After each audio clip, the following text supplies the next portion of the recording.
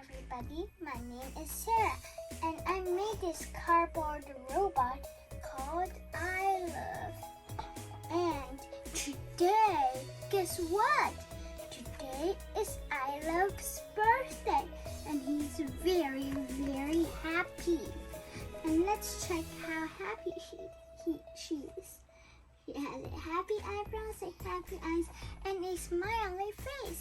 And that she's very, very happy. She gets happier and happier and happier because today is her birthday and she is very, very happy.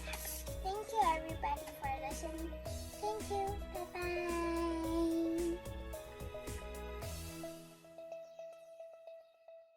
Oh my gosh, look at iLuv. What happened to her? Can you guess? This is the answer. She felt disgusted because she smelled the bad socks. Look at the bad smell coming up from the socks. She felt very disgusted, and look at her. She really did feel disgusted. Okay, thank you everybody for watching me. Thank you everybody. Bye bye.